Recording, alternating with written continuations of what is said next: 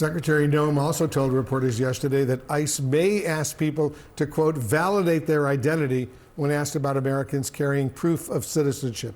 Can you clarify what exactly that means? Do American citizens, as of now, need to carry their passports or other immigration documents to show that they're citizens? I am so glad you asked this question because I think that there's a lot of confusion there about this. We have incredibly targeted immigration enforcement operations. So what's happening there is reasonable suspicion. If somebody is in the vicinity of this operation, of this target, then they could be asked for their identification. We've been vindicated by the Supreme Court, September of 2025. You all saw a case out of Los Angeles where they said we can use a reasonable suspicion. I think I've seen a lot on this network and other places where they're talking about this is racially based.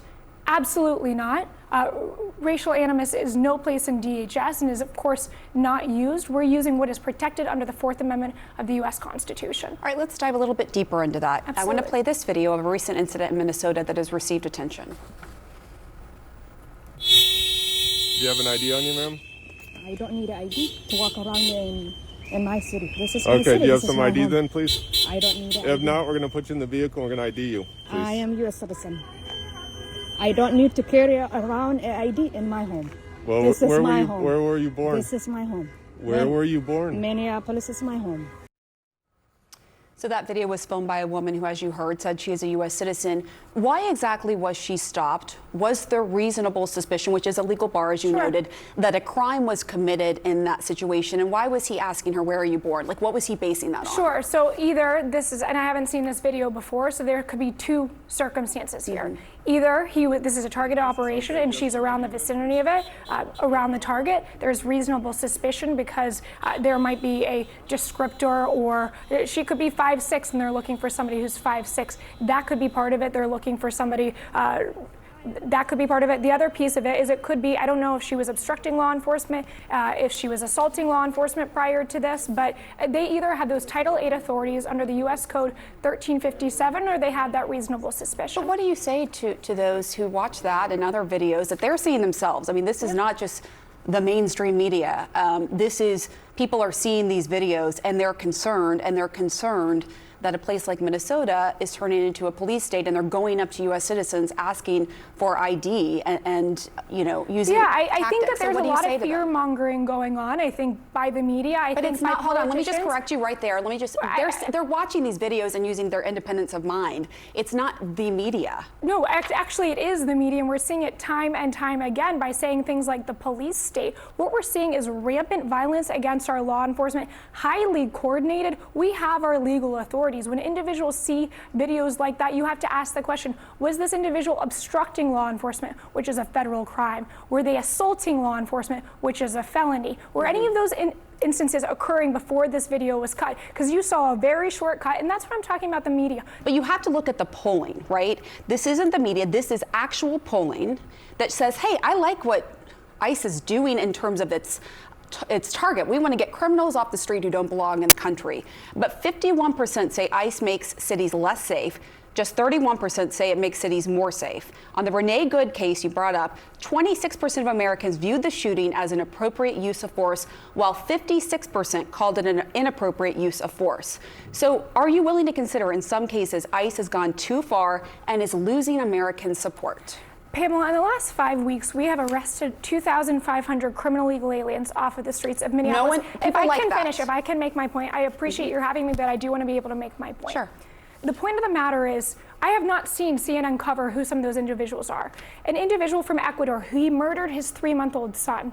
An individual who is perpetuating human slavery and human trafficking, scores and scores of murders, child pedophiles. Why does the media not talk about that? We continue to see that people love to demonize law enforcement, vilify them as they're facing 1,000% increase in assaults against them. And yet we're not talking about the great work that they're doing on the ground, the fact that they are risking their lives day in and day out to get these criminals off the ground. Gang members, known as suspected terrorists, these are all the people that we've arrested in Minneapolis. And DHS and Secretary Noem, President Trump, have done a phenomenal job of trying to give people transparency on who we are arresting.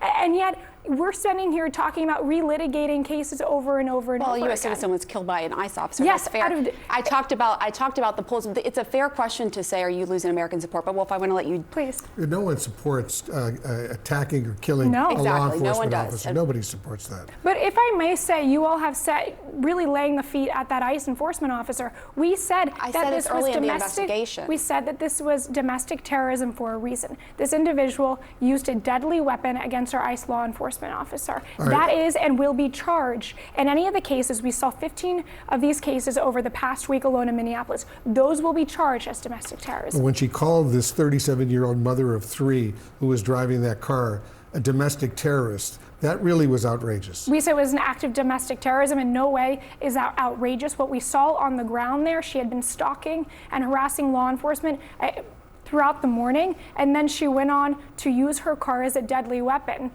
She was driving by after dropping off her little 6-year-old boy That's at just school. simply not true. I have the facts on the ground. I mean, if you look at it, for the Do you hours have more before- information you can release to give the public a better understanding? If I can give you the facts of what happened that morning, at 9:30 a.m. Central Time, this is where that incident occurred in Minneapolis. This individual, for hours before, had been stalking and harassing law enforcement, impeding operations. At the time of that incident, our law enforcement approached this individual's vehicle as she was blocking in our law enforcement. That is a federal crime. They asked her to get out of the car, to stop obstructing law enforcement. You saw from the video that her partner had been walking around harassing the law enforcement officer. Our officer was in front of her.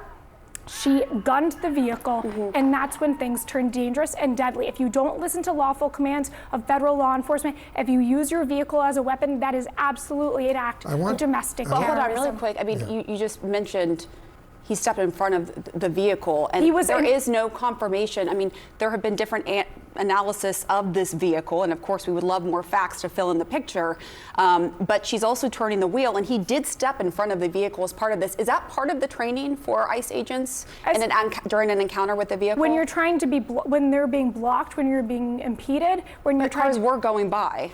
cars were being, you're not seeing the full video. There are cars behind this individual that could not get through. So again, we're talking about manipulative editing and only showing, we're only showing part of the, Pamela, there's a very simple. We welcome any more evidence If that I you could can say release to one the thing, public. there's a very simple solution here.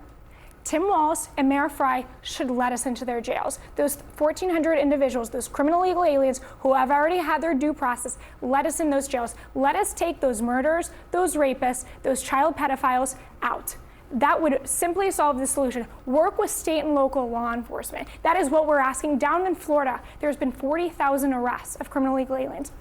We've seen peace. We've seen public safety. That's what we should be seeing across the nation. Tricia, I want you to listen and watch what your boss, the Secretary of Homeland Security, Tricia Noem, Secretary Noem, said yesterday alongside another video of a recent encounter in Minnesota. Listen to this.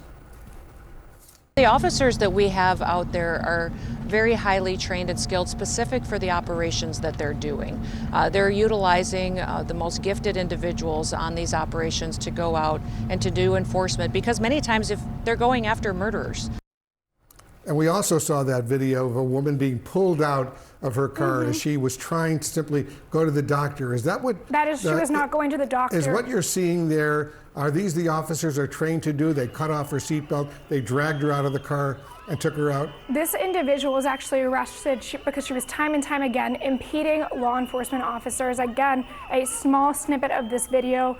So she was an agitator, intentionally, again, trying to impede federal law enforcement officers, which is a federal crime and is a felony. How do you know for certainty, though, that she wasn't just caught up in the protests and the traffic and the chaos and was trying to get to? How do you know that Because she for was certainty? doing this time and time again, over and over and over again. We've talked to federal law enforcement on the ground. We talked to their supervisors. In this case, we knew exactly what happened here, and she'll be charged as such. I want to ask you about the recruitment. You talked about, the training they get. Yeah. There's an ICE recruiting poster, and it read, quote, "We'll have our home again." That's gone viral. That phrase is cited as having ties to white nationalist groups in the U.S. and Canada and a database of symbols maintained by the Global Project Against Hate and Extremism.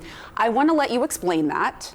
And also, even if this is not intentional, do you denounce this if it's if this could be seen as a dog whistle to white supremacists? We'll have our home again is now a white nationalist dog whistle. I mean, what do they even what is that a dog whistle to? Well, by the way, I had a feeling you would ask me about this. I was I want to let you explain because there's it's been plenty reporting. of poems. It's There's gotten plenty. a lot of There's attention. plenty. Yes. And there's no reason that we should be manufacturing outrage. There are plenty of It's not it is actually. There are plenty of policy disagreements we should be having, and I really believe we should be having. Manufacturing fake outrage is not that. There are plenty of poems, there are plenty of songs, there are plenty of books with the same title, and the fact that people would like to cherry pick something of white nationalism to make some sort of connection to DHS law enforcement, well, it's no wonder we're seeing such vast, rampant assaults against our law enforcement. It's no wonder Secretary Noem is facing so many threats against her life. Tom Homan, across the board, is because of garbage like this and people choosing to manufacture outrage. I think it's quite frankly embarrassing. Well, I wanted to give you the chance to respond. Again, this came from the Global Project Against Hate and Extremism. Thank you very much for coming on, Tricia McLaughlin. We appreciate your time to give DHS a side of the story. Absolutely. Thank you for having me. Thanks very much for coming in.